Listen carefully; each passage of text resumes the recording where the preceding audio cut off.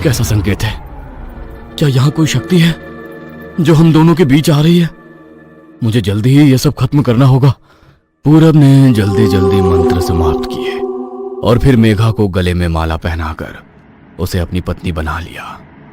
बिस्तर पर मेघा घूंघट लिए बैठी थी। तभी पूरब उसके नजदीक आता है और घूंघट उठा देता है, लेकिन सामने का नजारा देख उसके पांव तले जमीन खिसक जाती है। कौन हो तुम? यहाँ कैसे आई? मेघा कहाँ है? मेरे साथ ही विवाह हुआ है तुम्हारा। अब तेरे शरीर और आत्मा पर मेरा अधिकार है। ये नहीं हो सकता। मैंने तुम मेघा को माला पहनाई थी। क्या हुआ? मेरे करीब नहीं आओगे? अगर तुम करीब नहीं आओगे तो ये विवाह संपन्न कैसे माना जाएगा? पूरब आंखें बंद करके मंत्र पढ़ना शुरू करता है।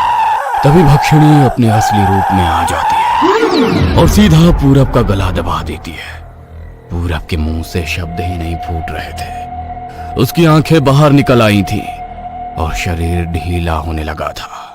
भक्षिणी ने पूरब का गला छोड़ दिया और अगले ही पल एक खूबसूरत कामिनी स्त्री का रूप ले लिया।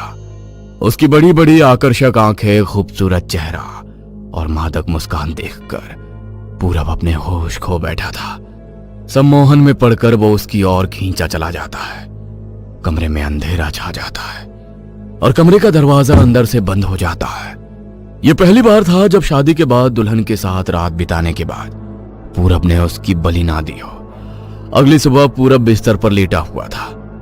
वो पूरी ताकत लगाकर बिस्तर से हिलना चाहता था, लेकिन ना वो हिल सकता था, ना उसकी आवाज गले से बाहर आ रही थी। बेबसी में उसके आंखों से आंसू लुढ़क कर गाल पर आ जाते हैं। तभी उसे कमरे में छत के पंखे पर वही डरावनी छाया लटकती नजर आती है, जो जोर जोर से हंस रही थी।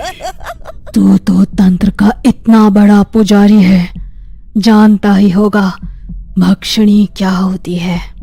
भक्षिणी वो काली शक्ति जो जिस पुरुष के साथ संबंध बनाती है उसी का रक्त पीकर अपना पोषण करती है।